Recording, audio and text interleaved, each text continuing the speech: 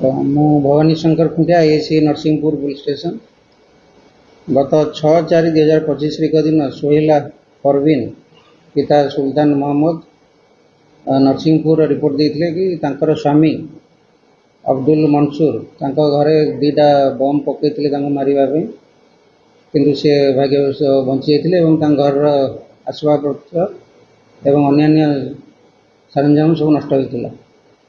এই বাবদରେ ଗୋଟିଏ ଆମର କେସ୍ ହେଇଥିଲା, କେସ୍ ନମ୍ବର 58/2025। ଏହି ସଂକ୍ରାନ୍ତରେ ଏସ୍ପି ସାର ନିର୍ଦ୍ଦେଶକ୍ରମେ ଏକ ସ୍ପେଶାଲ ଟିମ୍ ମଧ୍ୟ ଆକ୍ୟୁଜକୁ ଧରିବା ପାଇଁ ଗଠନ କରାଯାଇଥିଲା।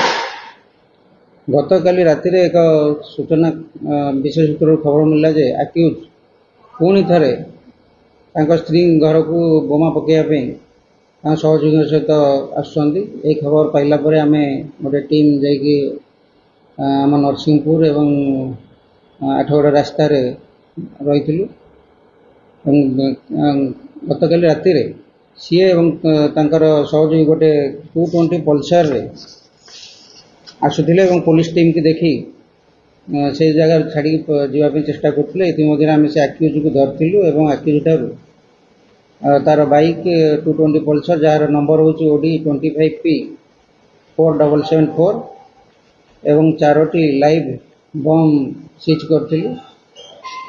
କିନ୍ତୁ ଅନ୍ୟ ଏକ ଆକ୍ୟୁଜ ଯିଏ ଫେରାର ହେବାର ସଫଳ ହୋଇଥିଲା। ସେ ଅବ୍ଦୁଲ ଶକୁର, ଗାଁ ହେଉଛି ମୁକୁନ୍ଦ ପ୍ରସାଦ, ଥାନା ଇଣ୍ଡଷ୍ଟ୍ରିଆଲ ଇଷ୍ଟେଟ୍ ଖୋର୍ଦ୍ଧା। ତାଙ୍କ ନାଁରେ ଆଗରୁ ରବରି ସଙ୍ଗୀନ ମାମଲାରେ ସେ ଜଡ଼ିତ ଅଛନ୍ତି। ସ୍ତ୍ରୀ ମଧ୍ୟରେ ବିବାଦ ରହିଥିଲା, ସେ ରାଗରେ ଆସିକି ସେ ତାଙ୍କ ସ୍ତ୍ରୀ ଘରେ ବୋମା ମାଡ଼ କରିଥିଲେ।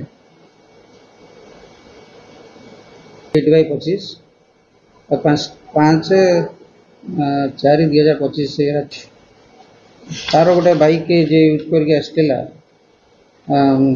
220 ବାଇକ୍, ଅନ୍ୟ ସହଯୋଗୀମାନେ ଅଛନ୍ତି, ତାକୁ ମଧ୍ୟ ବହୁତ ଜଲ୍ଦି ଧରାଯିବ।